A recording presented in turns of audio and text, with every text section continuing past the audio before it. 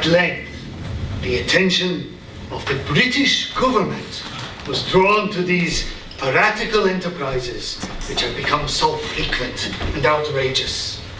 Vigorous measures were taken to check and punish them. Several of the most noted freebooters were caught and executed.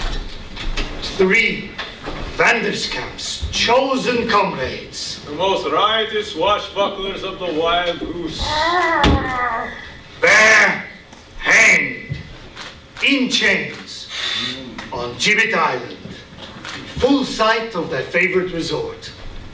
As to Vanderskamp himself, he and his man Pluto had again disappeared, and it was hoped by the people of Communipaw that he had fallen in some foreign brawl. Or been swung off some foreign gallows.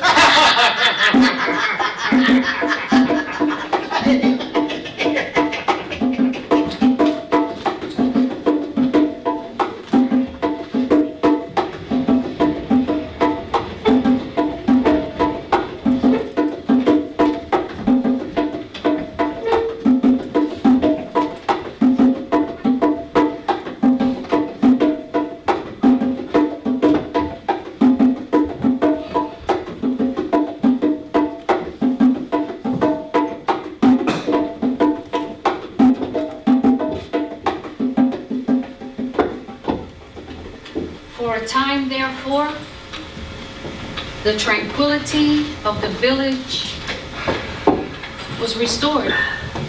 The worthy Dutchmen once more smoked their pipes in peace, eyeing with peculiar complacency their old pests and terrors, the pirates, dangling and drying in the sun on Gibbet Island.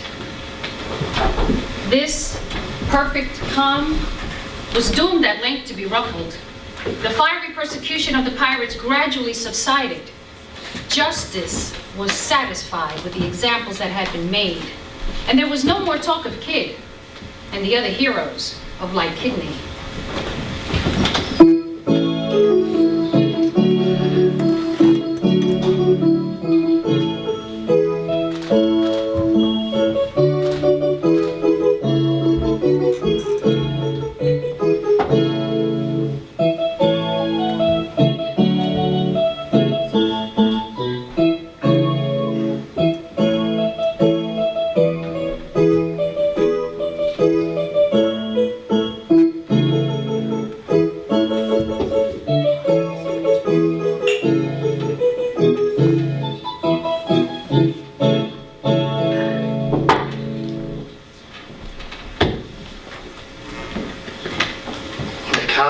Summer evening, a boat, somewhat heavily laden, was seen pulling into Communipaw.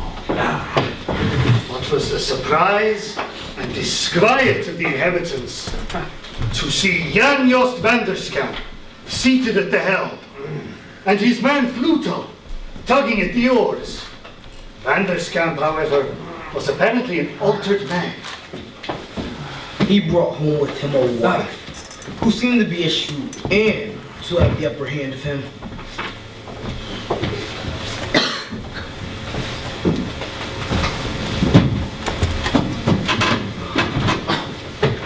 He was no longer the swaggering, bold ruffian.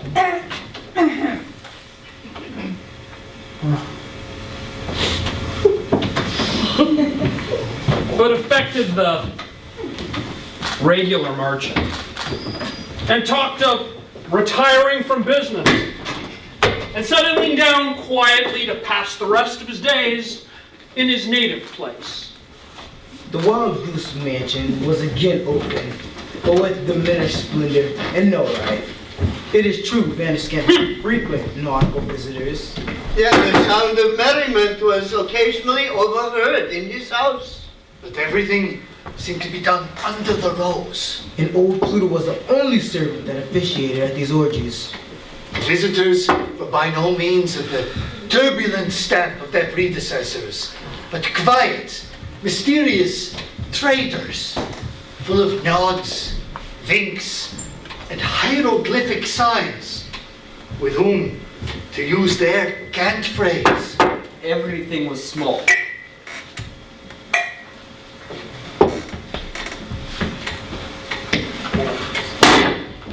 their ships came to anchor at night in the lower bay. And on a private signal, Vanderscamp would launch his boat. And accompanied solely by his man Pluto. Would make them mysterious visits. Sometimes, boats pulled in at night in front of the wild goose. And Vanderscamp and his comrades unloaded our various articles of merchandise in the dark. Nobody knew whither. One of the more curious of the inhabitants kept watch and caught a glimpse of the features of some of these night visitors by the casual glance of a lantern, and declared that he recognized more than one of the freebooting frequenters of the Wild Goose of former times, from whence he concluded that Vanderscamp was at his old game, and the mysterious merchandise was nothing more nor less than piratical plunder.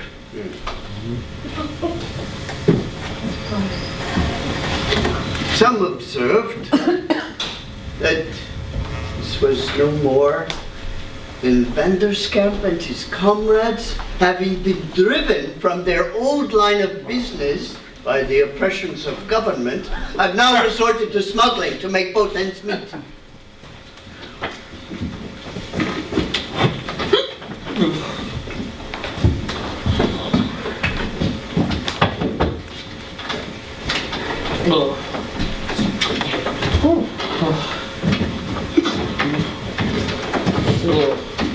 Be that as it may, I come now to the extraordinary fact which is the butt end of this story.